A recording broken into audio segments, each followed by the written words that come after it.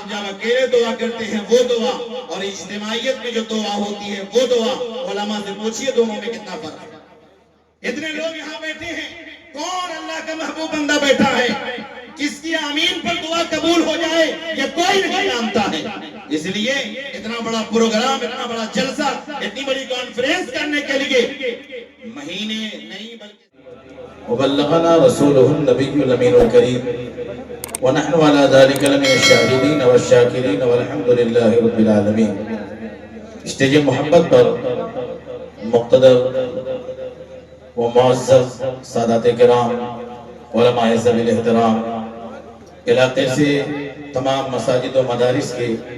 ائمہ کرام، علماء کرام، عوام اہل سنت، آپ تمامی حضرات یہاں اس عرص مبارک میں کچھ پیغام لینے کے لیے، کچھ برکتیں حاصل کرنے کے لیے، کچھ فیض حاصل کرنے کے لیے تشریف لائے۔ کسی نہ کسی مسجد سے، مدرسے سے منسلک ہیں، اور میں یہ سمجھتا ہوں کہ جو امام جس مسجد میں ہے، جو مدرس جس ادارے میں ہے، روزانہ کہیں نہ کہیں کسی محفل میں شرکت کرتا ہے اور وہاں سے وہی پیغام دیتا ہے جو آج یہاں سے پیغام ملنے لگا۔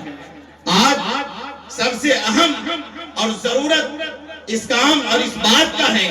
کہ ہم اور آپ دونوں مل کر یہ طے کریں کہ سب سے پہلے ہم سچے مسلمان بن جائیں۔ ابھی آپ نے مولانا مفتی منت رضا مصباحی سے سنا کہ ہمارے درمیان مسلمانوں کے اندر حسد اور جلن کی بیماری پیدا ہو گئی ہے۔ آج بغض و عناد، حسد، جلن، بڑائی، غرور، تمکنت، انانیت اتنی بڑھتی چلی جا رہی ہے جس کی بنیاد پر آج بھائی بھائی کو دیکھنے کو تیار ہے۔ آج ایک دوسرا پڑوسی کو دیکھنے کا تیار نہیں ہے، جبکہ ہم جس مذہب کے ماننے والے ہیں، جس شریعت کو فالو کرتے ہیں، ہمارا مذہب ہمیں بتاتا ہے کہ تم پڑوسیوں کے حقوق کی ادائیگی کرو، اپنے بڑوں کا ادب کرو، اپنے چھوٹوں سے شفقت و محبت سے پیش آؤ۔ اس لیے ہماری اور آپ کی سبوں کی ذمہ داری ہے مشترکہ طور پر کہ جو جہاں ہیں وہ اپنے منصب کے مطابق، اپنے عہدے کے مطابق کام کرتا رہے۔ علماء اپنا کام کر رہے ہیں، ڈاکٹر حضرات اپنا کام کر رہے ہیں، نہ کسی کے کام میں دوسرا انٹرفیئر کرتا ہے، نہ کرنا چاہیے۔ علماء بھی اپنا کام کرتے۔ کچھ لوگ کہتے ہیں عرس کے موقع پر اتنا بڑا پروگرام کرنے کی کیا ضرورت ہے، اتنا پیسہ برباد کرنے کی کیا ضرورت ہے، جلسے کی کیا ضرورت ہے۔ میاں، آپ جب اکیلے دعا کرتے ہیں وہ دعا اور اجتماعیت میں جو دعا ہوتی ہے وہ دعا، علماء سے پوچھئے دونوں میں کتنا فرق ہے۔ اتنے لوگ یہاں بیٹھے ہیں، کون اللہ کا محبوب بندہ بیٹھا ہے کس کی آمین پر دعا قبول ہو جائے یہ کوئی نہیں جانتا ہے۔ اس لیے اتنا بڑا پروگرام، اتنا بڑا جلسہ، اتنی بڑی کانفرنس کرنے کے لیے مہینے نہیں بلکہ سال بھر سے محنتیں ہوتی ہے۔ اس لیے آپ حضرات اجلت کا شکار نہ ہوا کریں کہ فلاں صاحب آئے ہیں بس انہی کا بیان ہو جائے اور ہم لوگ چلے جائیں۔ ایک صاحب کی تقریر اگر ہو تو پھر بقیہ علماء کو دعوت کیوں دی گئی ہے؟ اس لیے آپ کی ذمہ داری ہے کہ آپ اطمینان و سکون کے ساتھ بیٹھے رہیں جب تک صاحب جلسہ کی طرف سے یہ اعلان نہ ہو، جب تک جلسے کے ناظم کی طرف سے اعلان نہ ہو، جلسے کے اختتام کا صلاۃ و سلام نہ ہو، تب تک ہمیں اور آپ کو یہاں سے جانا نہیں چاہیے۔ پیارے باپ کی پیاری بیٹی حضرت عائشہ صدیقہ رضی اللہ تعالی عنہ فرماتی ہیں، ایک دن میرے آقا کریم صلی اللہ علیہ وسلم خوشی میں ہم سے پوچھتے ہیں، عائشہ مانگو آج کیا مانگنا چاہتی ہو، پوچھو ہم سے کیا پوچھنا چاہتی ہو۔ امی عائشہ صدیقہ فرماتی ہیں کہ یا رسول اللہ مجھے تو سب کچھ مل گیا، آپ مل گئے، سب مل گیا، اب مجھے مانگنے کی کیا ضرورت ہے، ساری چیزیں تو مل گئی، کائنات جن کے صدقے میں بنی ہے، آپ میرے سرتاج ہیں، آپ مل گئے، ساری دنیا ملے نہ ملے کوئی غم نہیں، سرکار آپ مل گئے، ہمیں تو سب مل گیا۔ لیکن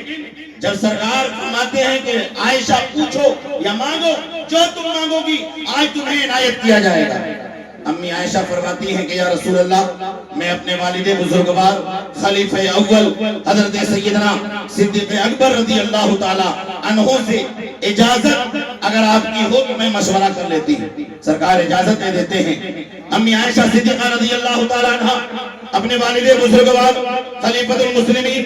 اول خلیفہ پہلے خلیفہ حضرت سیدنا ابو بکر صدیق رضی اللہ تعالیٰ عنہ کی بارگاہ میں، والد بزرگوار کی بارگاہ میں امی عائشہ صدیقہ حاضر ہوتی ہیں اور کہتی ہیں ابا جان میرے آقا کریم صلی اللہ علیہ وسلم فرما رہے ہیں عائشہ آج پوچھو، آج مانگو، جو مانگنا ہے میں تمہیں عنایت کرنے کو تیار ہوں۔ آخر میں آقا سے کیا مانگوں، مجھے تو سب مل چکا ہے، اب کیا چاہیے، کیا پوچھوں؟ تو حضرت سیدنا ابو بکر صدیق رضی اللہ تعالیٰ عنہ فرماتے ہیں کہ عائشہ جاؤ نبی پاک علیہ السلام کی بارگاہ میں، اور معراج کی شب اللہ رسول کی جو راز و نیاز کی بات ہوئی ہے، اللہ رسول کے درمیان جو راز و نیاز کی بات ہوئی ہے، ان باتوں میں سے صرف ایک راز کی بات پوچھ لو، بس اس کے سوا کچھ مت پوچھنا۔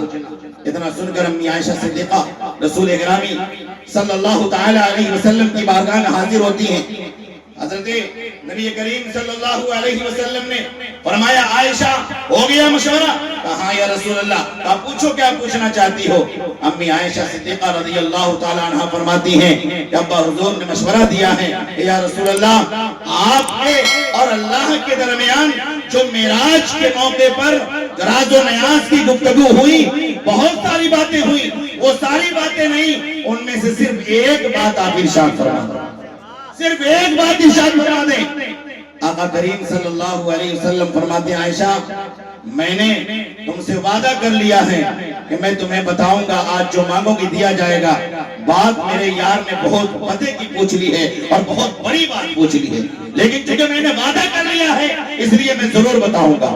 آقا کریم صلی اللہ علیہ وسلم نے فرمایا کہ جب رب سے میری ملاقات ہوئی تو بہت ساری باتوں میں سے ایک بات میرے رب نے مجھ سے فرمائی کہ جو بندہ کسی ٹوٹے ہوئے دل کو جوڑ دے میں اس کی بے حساب مغفرت فرما دوں، جو ٹوٹے ہوئے دلوں کو جوڑ دے میں اس کی بے حساب مغفرت فرما دوں گا۔ یہ سن کر امی عائشہ صدیقہ خوش ہو جاتی ہیں اور پھر اپنے والد بزرگوار کے پاس جاتی ہیں اور مچلتی ہوئی جاتی ہیں، فرماتی ہیں ابا حضور سرکار نبی پاک صلی اللہ علیہ وسلم نے فرمایا کہ راز و نیاز کی تو بہت باتیں ہوئی، لیکن جو آپ نے ایک بات پوچھنے کو کہی تھی وہ ایک بات سرکار نے یہ بتایا کہ جو ٹوٹے ہوئے دلوں کو جوڑ دے اللہ تعالیٰ اس کی بے حساب مغفرت فرما دیتا ہے۔ سنتے ہیں سیدنا صدیق اکبر رضی اللہ تعالیٰ عنہ اور آنکھیں اشکبار ہو جاتی ہیں، رونے لگتے ہیں۔ امی عائشہ پوچھتی ہیں ابا حضور بات تو بڑی اچھی ہے کہ جو کسی کے ٹوٹے ہوئے دل کو جوڑ دے اس کی مغفرت ہو جاتی ہے، اس میں رونے والی بات کہاں ہے؟ حضرت سیدنا صدیق اکبر فرماتے ہیں عائشہ یہ سکے کا ایک رخ ہے کہ جو کسی ٹوٹے ہوئے دل کو جوڑ دے اس کی مغفرت ہو جاتی ہے، لیکن اس کا دوسرا رخ یہ ہے کہ جو کسی کا دل توڑ دے وہ جہنم میں بھی تو ہو جائے گا، وہ جہنم میں بھی تو چلا جائے گا۔ مسلمانوں کیا ہم اس کا خیال کرتے ہیں کہ ہماری زبان سے نکلی ہوئی بولی سے کس کس کا دل ٹوٹتا ہے؟ کہیں ہمارے ماں باپ کو ہم گالیاں بکتے ہیں، کہیں اپنے پڑوسیوں کو دکھ دیتے ہیں، کہیں اپنے بڑوں کو ستاتے ہیں، باتیں بہت ساری ہیں، لیکن ضرورت اس بات کی ہے کہ ہم لوگ علماء کے بیان سن کر عمل کرنے والے ہو جائیں۔ اللہ تبارک و تعالی ہم سبوں کو ان کہی گئی باتوں پر عمل کی توفیق عطا فرمائے، آمین۔ وآخر دعوانا الحمدللہ رب العالمین۔